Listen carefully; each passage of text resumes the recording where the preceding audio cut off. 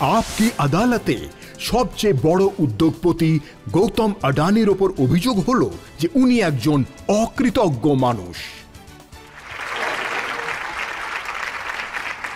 গৌতম ভাই, যখন আপনার নাম নেওয়া হয় তখন লোকে বলে যে শুধু নামটাই যথেষ্ট, গৌতম আডানি।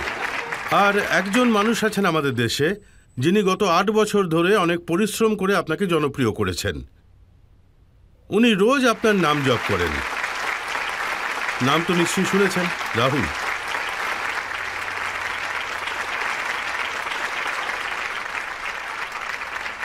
কিন্তু অভিযোগ হলো আপনি কখনো ওনাকে ধন্যবাদ জানাননি পর্যন্ত, একটা থ্যাংক ইউ বলেননি। দেখুন রজত ভাই, রাহুল বাবু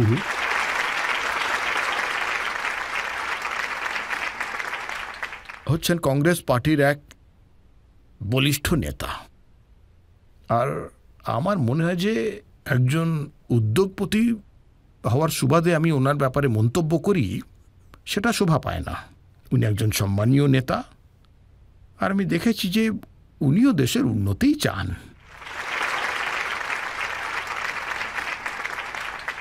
ঠিক আছে, কোনো কোনো সময় পলিটিক্যাল আবেগে এসে ওনার কোনো বক্তব্য ছড়িয়ে পড়ে, তবে সেটাকে পলিটিক্যাল মশলাদার কথাবার্তা ছাড়া আর কিছু ভাবি না। আপনি ওনাকে নিয়ে টিপ্পণী করেন না বটে, কিন্তু উনি খুব টিপ্পণী করেন। একটা দুটো উদাহরণ আমি দিচ্ছি। রাহুল গান্ধী বলেন, এটা খুব বেশি পুরনো ঘটনা নয়, এই 2022-এর ঘটনা, যে মোদী সরকার ভারতের সমস্ত পোর্ট, সমস্ত এয়ারপোর্ট, সমস্ত গ্যাস, সমস্ত ট্রান্সমিশন, সমস্ত পাওয়ার, সমস্ত মাইনিং, সমস্ত গ্রিন এনার্জি গ্যাস সবকিছু গৌতম আডানিকে দিয়ে দিয়েছে। দেখুন রজত ভাই, যখন আপনি কারোর ব্যাপারে অভিযোগ করছেন তো এটা বলুন যে যেখানে আমরা একটাও কাজ উইদাউট বিডিং করেছি, বলুন একটা জায়গাতেও বিডিং ছাড়া আর যোগ্যতা ছাড়া কখনোই কোনো ব্যবসায় শুরু করি না। আমিও জানি যে ভারতে ওই ধরনের কাজ করলে সমালোচনা বা কন্ট্রোভার্সি বেশি হয়। তাই আমার আদানি গ্রুপের একটি ফিলোসফি আছে যে কোনো জিনিস বিডিং ছাড়া একেবারেই টাচ করা হবে না। তা সেটা আমার পোর্টই হোক, এয়ারপোর্ট হোক, রাস্তাই হোক বা পাওয়ার হাউস হোক, একটাও ব্যবসা আমরা বিডিং ছাড়া করিনি। আর এটা তো সেরকম কথা হয়ে গেল যে আপনি কোনো পরীক্ষায় হয়তো প্রথম হয়েছেন আর লোকেরা বলছে যে আরে আপনি প্রথম হলেন কি করে। এটা তো কেউ বলতে পারে প্রশ্ন লিক করে দেওয়া হয়েছিল। হ্যাঁ, তো সেইটা একটা বড় দোষের কথা, কিন্তু আজ পর্যন্ত এরকম দোষ এমনকি রাহুল বাবুও দেননি যে আমার এই বিডিং প্রক্রিয়া কোনো দোষ বা গণ্ডগোল আছে। আর এই গণ্ডগোলের চোটেই আপনি এটা পেয়েছেন, সোজা রাস্তায় নয়। দেখুন, দোষ কি সেটা আমি বলছি। উনি বলছেন যে এই সমস্ত টাকা যা আপনি বিনিয়োগ করেন আলাদা আলাদা ইনফ্রাস্ট্রাকচারের প্রজেক্টে, এই সমস্ত টাকা ব্যাংক থেকে লোন নেওয়া হয়েছে, আর 2 লক্ষ কোটি টাকার লোন আছে গৌতম আডানির ওপর। এগুলো তো জনগণের টাকা যা দিয়ে আপনি পকেট ভরেন। হ্যাঁ রজত ভাই, আপনি এটা একটা খুব ভালো প্রশ্ন করেছেন। আমি আপনাকে বলি যে ইনফ্রাস্ট্রাকচার আপনি প্রজেক্ট তৈরি করেন, সেক্ষেত্রে যে কোনো ইনফ্রাস্ট্রাকচার প্রজেক্ট মানে কিছু ব্যাংকের বিনিয়োগ হয় আর তার উপর আপনি ইকুইটি লাগান। 30 থেকে 40% আপনি নিজে পয়সা দেন আর 60 থেকে 70% আপনাকে কোনো ব্যাংক ঋণ দিয়ে দেয়। প্রশ্ন হলো যে আপনি যে ঋণ নেন সেই ঋণটির মধ্যে আপনার রেটিং কত। আজ আমি আপনার মাধ্যমে এটা বলতে চাই যে আমাদের ঋণের মাধ্যমে আডানি গ্রুপ ভারত এমন একটি গ্রুপ যার যোগ্যতা, যে যোগ্যতা কোনো পলিটিক্যাল পার্টি বা ব্যাংক ধার্য করে না, এটা ইন্ডিপেন্ডেন্ট রেটিং এজেন্সি দিয়ে থাকে, তারাই যোগ্যতা ধার্য করে। আর এটা পুরোপুরি ফিনান্সিয়াল অ্যানালিসিস করেই দেওয়া হয়, আর এই অ্যানালিসিসের ভিত্তিতেই যে লোন চায় তাকে লোন ধার্য করা হয়। আর এই লোনের যোগ্যতা ভারতেরও যেমন হয় তেমনই ভারতীয় ব্যাংকগুলোরও হয়, আর সমস্ত কর্পোরেটেরও তেমনই হয়ে থাকে। আজ এই আদানি গ্রুপের সমস্ত কোম্পানি যা ইন্ডিয়ার নিজস্ব রেটিং মানে ভারতবর্ষে তার একেবারে পর্যাপ্ত, which is a sovereign rating. আজ বলতেই পারি আডানি গ্রুপের এত বেশি ডিসিপ্লিন, আর রেটিং আছে যে আজ পর্যন্ত আমার এই 25 বছরের ব্যবসায়িক জীবনে না একদিনের জন্য পেমেন্ট দিতে দেরি করেছি, না কোনোভাবে সুদের হার বদলানো হয়েছে। ফলে যখনই আদানি গ্রুপের পয়সার দরকার পড়েছে যে কোনো ডেভেলপমেন্টের কাজের জন্য, সেটা সবাই দেওয়ার জন্য তৈরি। রাহুল গান্ধী বলছেন যে যা কিছু আপনি পাচ্ছেন সব মোদিজির জন্যে। আপনি দেখবেন যে আমি 2013-র পর সেই সময় মোটামুটি 80% পয়সাই ভারতীয় ব্যাংক থেকেই নিতাম। এখন সেটা 35% হয়ে গেছে মোটামুটি।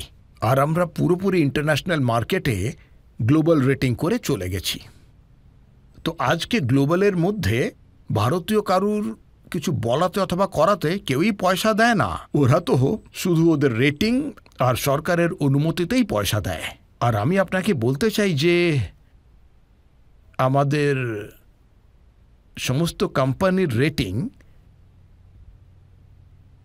যা আছে আর আমাদের যা যা ডিসক্লোজার, সেই সব ডিসক্লোজারের ওপর ভিত্তি করে আমাদের একটি কোম্পানিকে বিশ্বজুড়ে 3rd ESG লেভেলের ওপরে পুরস্কার পেয়েছে।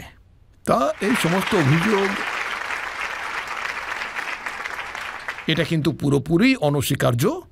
এখন ঠিক আছে, পলিটিক্যালি উনি হয়তো বলার জন্য এসব বলেন, কিন্তু এর জবাব তো যারা লেন্ডার আর আমরা বড়োয়ার মানে ঋণ গ্রহীতা, যে ঋণ দেয় তাদের সাথে আমাদের কিন্তু কোনো রকমের অসুবিধা হয়। বেশিরভাগ লোন আপনি সরকারি ব্যাংক থেকে পান, আর 40% ঋণ 2020 থেকে 2022-এর মধ্যে পেয়েছেন।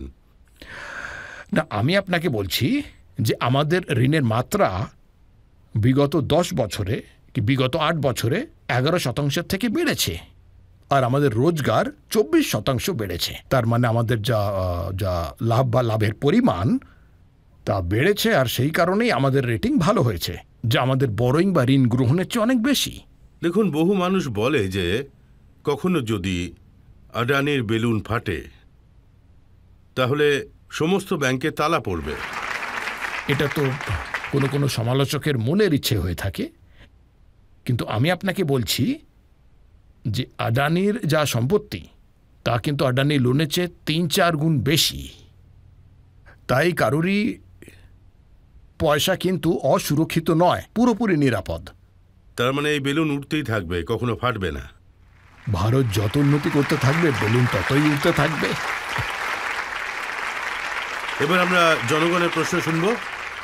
হ্যাঁ, আপনি। হ্যাঁ, 3 নম্বর। আপনি বলেছেন নাম্বারস আপনার জন্য ইম্পর্টেন্ট নয়, ওটা শুধুই মায়া। কিন্তু আমাদের খুব গর্ব হয় যখন আমরা এটা জানতে পারি যে পৃথিবীর যিনি সবচেয়ে ধনী মানুষ তিনি আমাদের দেশেরই লোক। এখন আমার প্রশ্নটা হচ্ছে যে আপনি জীবনে প্রচুর বড় বড় রিস্ক নিয়েছেন হয়তো, তো তা করতে গিয়ে কখনো কি ভয় পেয়েছেন? যখন আপনি কোনো ঝুঁকি নেন তখন কিন্তু তার পরিণতিও আপনার জেনে থাকা উচিত। আমি জীবনে অনেক ক্ষেত্রেই ঝুঁকি নিয়েছি, আর এটাও বলবো না যে সব ক্ষেত্রেই আমি সফলও হয়েছি, অনেক জায়গাতেই অসফলও হয়েছি।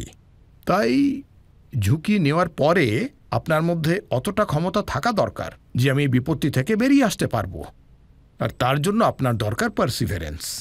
সমস্যা আসতে থাকবে, সে আপনি যে কাজই করুন না কেন, এরকম তো নয় যে আপনার কাছে সাফল্যের চাবিকাঠি আছে, চাবি ঘোরালেন সফল হয়ে গেলেন। সমস্যা প্রচুর হবে, কিন্তু যদি আপনার উদ্দেশ্য সৎ হয় আর আপনি যদি উদ্যমী হন, পারসিভারেন্স থাকে, ধৈর্য থাকে, তো আমার অভিজ্ঞতা বলে যে আপনি কখনোই বিফল হবেন না, সাফল্য আসবে। রাহুল গান্ধী আরও একটা অভিযোগ করেছেন যে মোদিজি এত সাপোর্ট করেন মুন্ড্রা পোর্ট ট্রাস্ট থেকে, যেটা আপনার পোর্ট, যেটা আপনি প্রথমে বানিয়েছিলেন। 2021 সালের সেপ্টেম্বর মাসে ওখান থেকে 20,000 কোটি টাকার ড্রাগ ধরা পড়ে।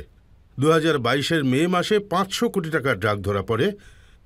তারপর আবার জুলাই 2022-এ 375 কোটি টাকার ড্রাগ ধরা পড়ে।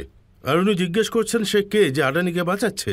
আমি তো দেখতে পাচ্ছি এই যে ড্রাগস ধরা পড়েছে, তো আপনি কি কখনো এভাবে ভেবেছেন যে এই যে ড্রাগস এগুলো ধরা পড়েছে সেটা খুব ভালো কথা, আর যখন ড্রাগসের ব্যাপারে জানা যায় তো সেটা সাথে সাথে ধরা পড়ে যায়। এর মানে কিন্তু এটা নয় যে আগে কখনো ড্রাগস কারবার হয়নি।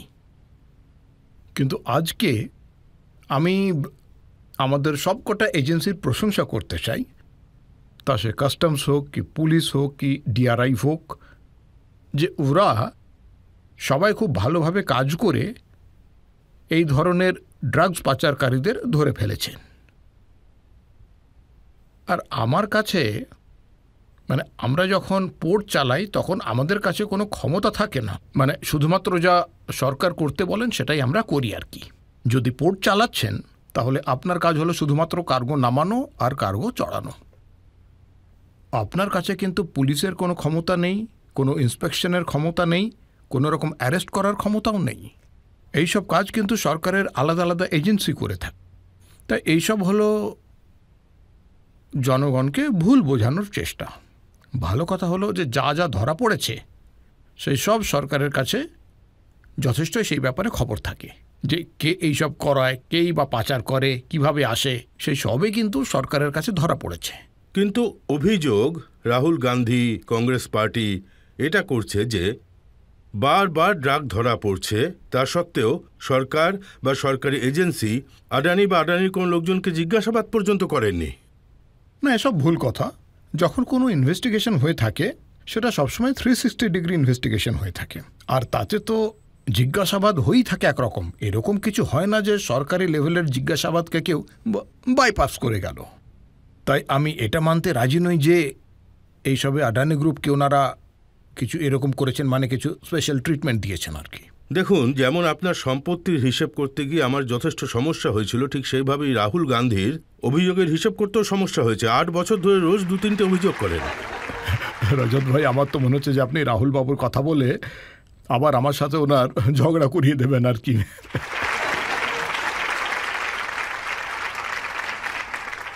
আর তারপর কালকে আবার অন্য কোনো কথা বলে ফেলবেন। তো আমি এটা মানি যে রাহুল বাবু হচ্ছেন একজন সম্মানীয় নেতা। এটাও ঠিক আছে যে ওনাকেও একটি পলিটিক্যাল পার্টি চালাতে হয়, ওনাদের আইডিওলজির লড়াই লেগেই থাকে, আর তাতেও দোষারোপ প্রতিদোষারোপ খুবই সাধারণ ব্যাপার। তো আমি তো একজন সাধারণ উদ্যোগপতি মাত্র, তাই আমি আমার কাজ করতে থাকি আর উনি ওনার পলিটিক্সের কাজ করতে থাকেন। না তো আপনি সাধারণ মানুষ, না উনি।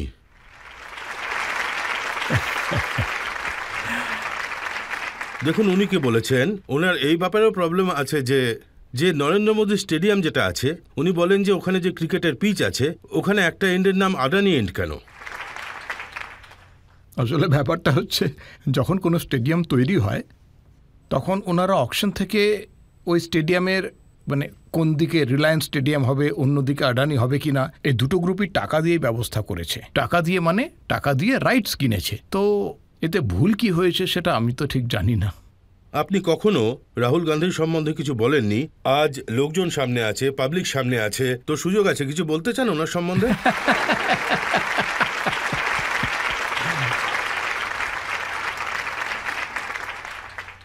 2014 সালের ভোটের পরে, ভোটের সময় আর তারপরেও যেভাবে ক্রমাগত রাহুলবাবু আমাকে আক্রমণ করে চলেছিলেন, তাতে আপনারাও জানতে পেরেছেন যে আদানি কে, আর সেই কারণেই আজ আমি এইখানে আছি, তাই নয় কি?